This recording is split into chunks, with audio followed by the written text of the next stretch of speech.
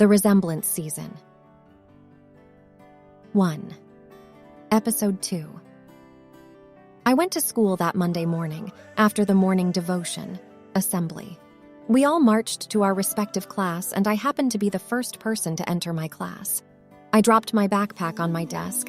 I opened the zip and took out my mathematics and English notebooks, as that was the two subjects we always learn every morning before doing any other thing for the day.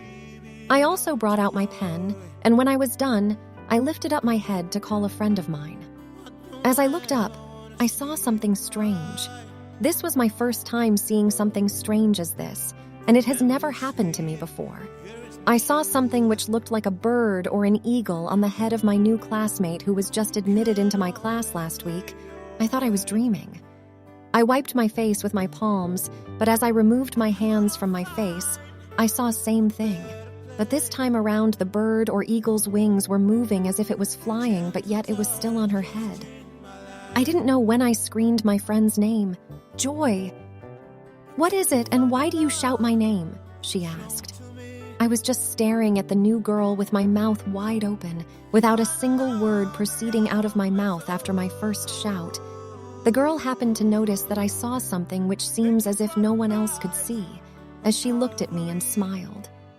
I was scared and my temperature started rising. I started feeling sick instantly, but I decided to manage myself as everyone was already looking at me as if I was crazy, adding to the fact that my body was shaking. I decided to tell Joy later about what I saw. Maybe she may have seen it also, and if she has not, I would know that I was actually going insane, which is not possible. I am too young to be ridiculous. The new girl looked at me again and smiled as she sat on her desk close to Joy. She kept on smiling at me throughout that day, and when the bell rang for our break time, I stepped out of the class dragging my friend Joy with me. "Let me go, Flora.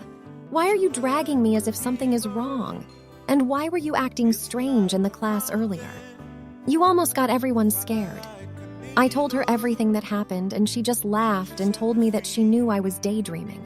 I tried to convince her that it wasn't a dream as I recalled wiping my face with my hands, but still saw same thing. I was trying to make her understand, but it was obvious that she wasn't going to believe my stories.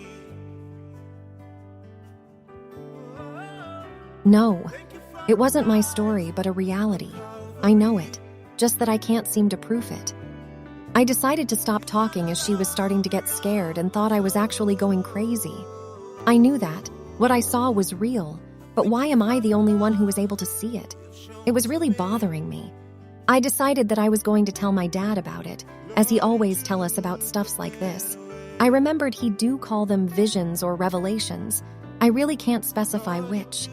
I really can't tell, but I can't wait for the school to be over that day to let him know about what I saw. I know if no one believes in things like that, my dad was going to believe me.